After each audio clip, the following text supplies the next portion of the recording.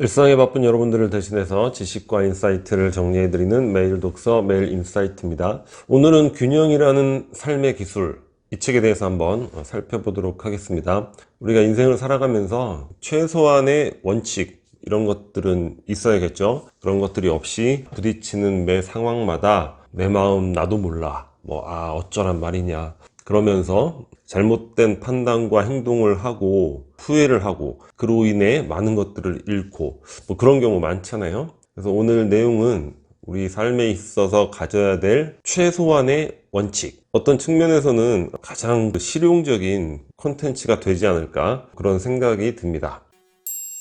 최소한의 원칙, 핵심 키워드는 균형, 중용 이런 개념이 될 텐데, 첫 번째로 자기 중심과 타인 중심, 요 사이에서의 균형에 대해서 한번 살펴보도록 하겠습니다. 과도한 자기 중심, 이런 경우에는 시간이 지날수록 버림받는 인생이 될 가능성이 높죠. 외로운 인생, 과도한 자기 이익만을 추구하고 탐욕스럽고 타인을 도구화하고 수단시화하고 가까운 이들도 이제 떠나가게 되겠죠. 버림받는 인생이 되는 거죠. 그런데 극한의 이제 타인 중심, 이런 분들 꽤 있어요. 특히 가족에서 주로 이제 아버지들이 이런 경우가 많은데, 자신의 삶이라든가 가족의 삶을 챙기는 것, 이런 것들은 굉장히 소홀한데, 남들의 삶을 챙기는 것은 엄청나게 열정적인 이런 분들 있죠. 남들 말 잘 듣고. 그런데 여튼 우리 인간도 생명체고, 그리고 생존이라는 게 가장 중요하잖아요.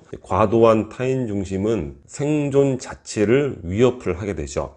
자원 자체가 남아있질 않는 거예요. 다 타인에게 퍼주게 되니까. 근데 자기 자신만 그렇게 되면 그냥 그러려니 할 텐데, 가족들의 생존조차 위태롭게 만드는 이런 경우들이 있습니다. 이거 안 되겠죠. 지나친 타인 중심. 그러니까 자기 중심과 타인 중심, 이게 이제 적절하게 균형을 이루어야 하는데, 이 부분에서는 우리 게임 이론에서 살펴봤던 팁포텟이라는 알고리즘, 그 부분이 생각이 나는 것 같아요. 1차적으로 이제 호의로 나가고, 그 다음부터는 상대방의 전략에 따르는 거죠. 상대가 호의로 대응을 해오면 계속 호의를 베푸는 거고, 상대가 배신을 택하면 나도 똑같이 응수를 해주는 겁니다. 그러니까 의리도 지키는 이에게 지킨다, 이런 개념이 되는 것이고, 기브 앤 테이크가 물론 이게 50대 50으로 정확히 맞을 수는 없어요. 근데 최소한 이게 60대 40 그 정도는 왔다 갔다 해야 되는 그런 관계를 얘기를 하는 거죠. 기브 앤 테이크가 어느 정도 밸런스가 되는. 그렇지 않은 경우에는 단호히 우리가 거절할 줄 알아야 된다. 그게 궁극의 자기의 생존을 위해서 훨씬 유리한 그런 전략이 된다, 이렇게 보시면 되는 거죠. 일과 삶의 균형인데, 우리가 살아가면서 사실 가장 고민을 많이 하는 부분이 이 부분일 거예요. 일과 삶의 균형. 근데 우리가 미움받을 용기라는 책을 살펴보면서 워라벨 그런 차원의 개념이 아니라 라이프, 그러니까 예를 들어서 가족, 자녀의 일상을 챙긴다, 이런 것들이 라이프가 아니라 그것조차 이제 일이라고 생각을 하라는 거죠. 그러니까 일 자체 안에서 그런 것들이 다 구성이 되어야 된다, 이런 개념이 되는 건데, 근데 최근에 이 부분에 두 가지 정도를 더 추가를 해서 인생이라는 전체 일, 이런 개념으로 우리가 받아들이고 생각하는 것, 그런 것들이 필요하지 않을까, 이런 생각이 들었는데, 두 가지 추가가 뭐냐면, 하나는 육체를 챙기는 겁니다. 예를 들면 운동을 하는 거, 꾸준히 운동을 하는 거. 운동하라고 그러면 우리 항상 얘기하는 거 있죠. 시간이 없어. 근데 그것도 아예 일이라는 거죠. 일. 그리고 마음을 챙기는 거. 일정한 시간 독서를 한다거나 명상을 한다거나. 근데 일이라는 거는 우리가 돈을 벌기 위해서 하는 건데, 나머지 일들은 돈이 안 되잖아요. 이렇게 반문을 할 수도 있죠. 하지만 궁극에 가서는 다 돈과 관련이 있습니다. 자신의 건강을 해치거나 엄청난 돈이 나가게 되는 거죠. 가정의 불화라든가 어떤 형태든 간에 엄청난 비용이 발생하는 거고, 마음이 문제가 된다, 이것도 마찬가지가 되는 거죠. 단순히 돈이 된다 안 된다 개념이 아니라 이 전체를 일이라는 범주로 구성을 해서 그 안에다 위치를 시키면, 일하느라고 시간이 없어서 가족을 챙길 수가 없어, 운동을 할 수가 없어, 이런 얘기는 우리가 개념적으로 안 할 수가 있겠죠.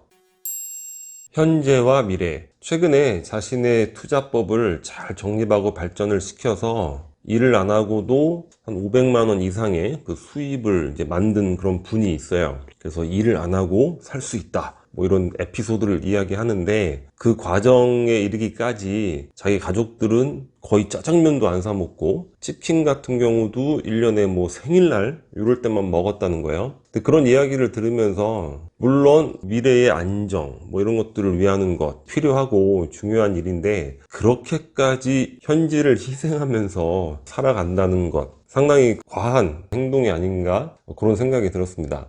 물론 그렇다고 뭐 미래는 어떻게 되든 되겠지 이렇게 생각하면서 지금 현재만을 즐기고 가지고 있는 자원을 현재에 다 소진하고, 이런 거는 절대 안 되겠죠. 아끼고 저축하는 것, 또는 뭐 통장을 쪼개서 저축하면서 또는 적립식 펀드를 한다거나, 이런 것들은 정말 필수적인 일인데, 이제 미래를 위한 것도 어느 정도는 현재를 즐기면서 해나갈 수 있는, 뭐 인생이라는 게 언제 어떠한 결말이 올지, 뭐 사건 사고 같은 것들이 가능한 그런 것들이니까 현재와 미래도 적당하게 균형을 맞추는 것이 필요하지 않을까. 마지막으로 이제 이상과 현실인데, 인생이라는 게 그런 것 같아요.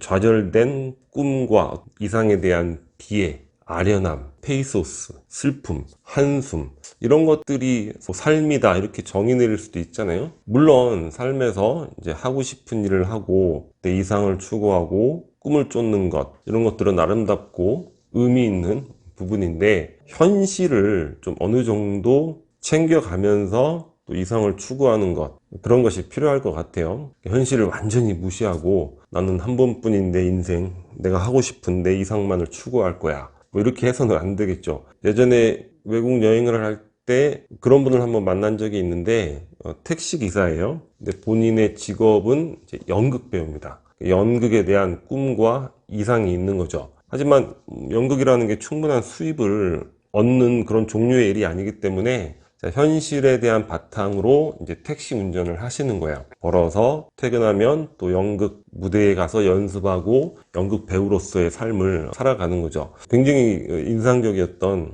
경험인데, 이상과 현실 사이에 균형을 맞출 때 그런 전략들도 필요하지 않을까. 이상은 추구하되 현실에 굳건히 바탕을 둬야 된다.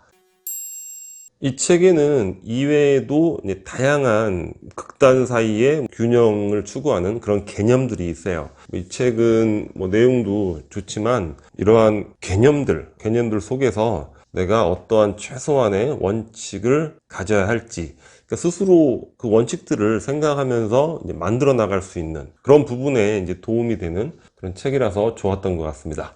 자, 오늘 영상은 여기서 마치도록 하겠습니다. 캐릭커처 구독 버튼이고요. 구독과 좋아요 많이 부탁드리겠습니다. 감사합니다.